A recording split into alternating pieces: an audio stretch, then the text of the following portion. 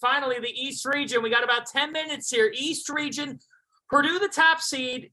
Coach McCall, you said that Memphis could cause them a scare, or FAU, but Memphis, here's the thing about Memphis.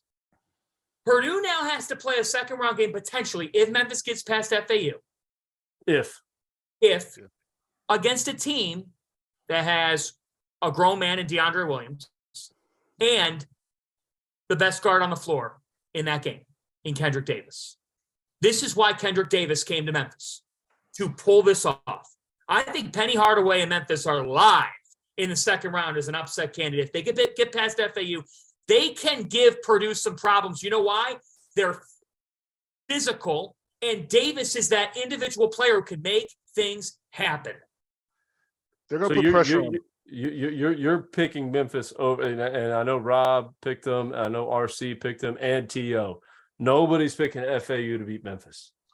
I watched the show earlier. Nobody's picking FAU to beat Memphis, and I think if FAU beats Memphis, and I think they do, and I think FAU is better. I think they're more balanced. I think they play unselfishly. I think they've got guard play, they've got shooting, they have connectivity, and they've got a really good big guy in Vlad Golden. Yes. A really good big guy in Vlad Golden. And when you line up Zach Edey next to Vlad Golden, there's a size differential, but it's not as big as you think it is. Vlad Golden is a monster inside if he can stay out of foul trouble. And that's big in the Memphis game for FAU. Vlad Golden has to stay out of foul trouble. But that game, that first round game with Memphis and FAU is going to be fun to watch, because as good as Kendrick Davis is, and he's outstanding, he will be, quote unquote, the best guard on the floor. But FAU's got some dogs, and they've got good guard play. And Michael Forrest, as the senior, sacrificing to come off the bench his senior year and not flinching. He could have started anywhere else in Conference USA. He would have been a starter on anyone else's team. And he didn't start the first two games, and then they go and beat Florida, the third game of the season, and he comes off the bench the rest of the season and never once complains. That's a dangerous team because they're connected. And that's why I think they could get to the second weekend. I really don't like Purdue. I mean, they couldn't get the ball up the court the last three games when they got pressed. They couldn't get the ball up the court. And now you're telling me that FAU and Memphis, they're going to be able to – I'm 100% sure whoever gets out of that game, they're going to pressure the guards. The big at FAU, not saying he could go Edey with one-on-one, but he can hold it down. And you saw with Rutgers with their big. If you got a guy that could at least bang with the kid, you know, and not where he can't just turn over the left shoulder or right shoulder and jump hook right away, you've got a chance. I think Memphis's guard play puts the pressure on Edey to move, to be able, you know, and then even with FAU, they're going to put the pressure on it's. I do believe whoever gets out of the game beats Purdue, because from what I witnessed today, if you let a 10 seed Penn State come back from 17 down to 6 minutes, I'd be a little spooked if I got to see FAU or Memphis second game on the first weekend, because they're going to watch that film and they're going to turn up that pressure. And Purdue's got some young guards and some shaky ball handling. I mean, they couldn't get the ball up the court. It was – I'm not a Purdue fan right now. I tweeted about it. I think they lose first weekend. Okay. I could see that too. I think it's very much on the table. Yeah. Marquette's the 2 here. They're gonna get Vermont. Catamounts are certainly a frisky bunch, but the thing I take away is the Golden Eagles have a pathway, Michigan State or USC, to interesting. Here's the thing, Michigan State, I was thinking about this. If we get Marquette, Michigan State, Coach McCall, this is actually not a bad matchup for Michigan State, because Marquette doesn't have this traditional 5-man who could just give you nightmares all day. Oso Ighodalo's good. He is good. But Michigan State, to me, they've got guards that can go up against Tyler Kolek and Cam Jones. It would be hard, but they can compete, is my point. I mean, how about the bottom half of this bracket? Kentucky, Providence, Kansas State, Montana State, Michigan State, USC, Marquette, Vermont. I mean, there's a lot of teams you could pick to come out of that section of the bracket. I mean, who's to say Michigan State can't make it out of there? Marquette, what they did in the Big East to win the Big East, and then followed up when no one picked them to win the tournament. Nobody picked them. No. I didn't pick them.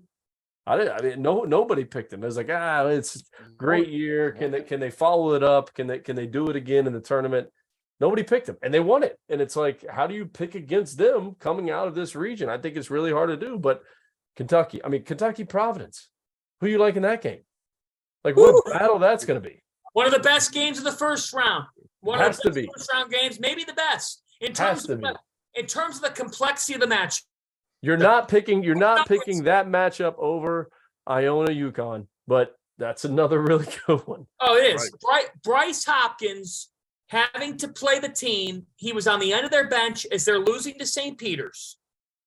And he's thinking, where am I going to go next? Because this didn't work out. This ended with us losing to a 15 seed, getting embarrassed. And I didn't even get a chance to make my mark on the game. Providence has lost 3 in a row entering the NCAA tournament. Will Ed Cooley get this team on track? Will he? We'll see. I think you got a Kentucky team. There's no coach in the country with more pressure on himself to win this first round game than John Calipari. Kentucky's got to beat Providence. They got to win this game. I totally disagree with that in terms of, what's the pressure on Cal? He's not going anywhere.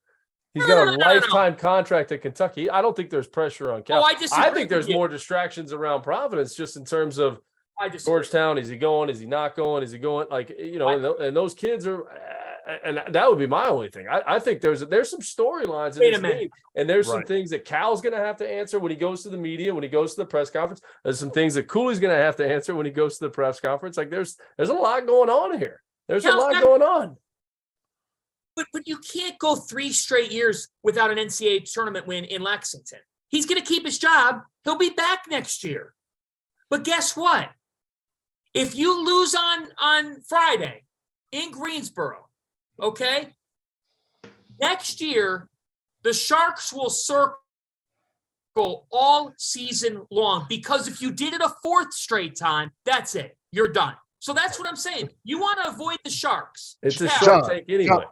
He's got DJ Wagner Jr., I believe, coming in next year. Cal is going to, if he does not win next year, circle him to win. I thought we said that about this year. Listen, but do you think Cal's worried about the Sharks? Do you think Cal's worried about the Sharks? He's worried about everything.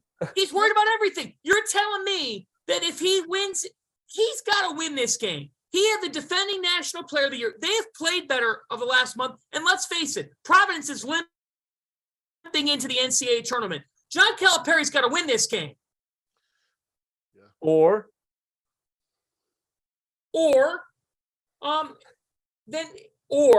next year, if he doesn't win a game, enough with the recruiting rankings. Kentucky recruits itself. He's done if he can't get it done, if he can't win.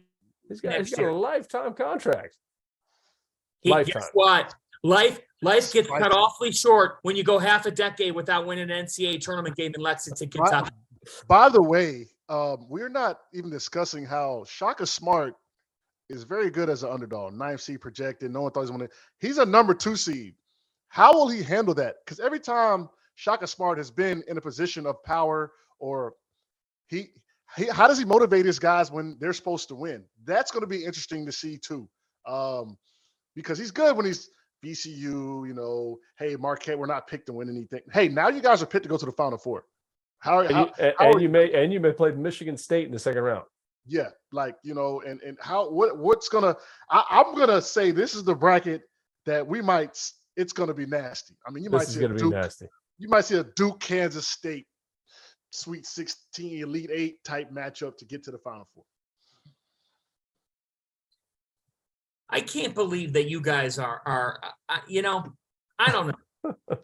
Now, by the way, but to call it a must win is I just think it's a must win for the Kentucky fan base. It's a must win for the Kentucky fan base. For BBN. It's a must win.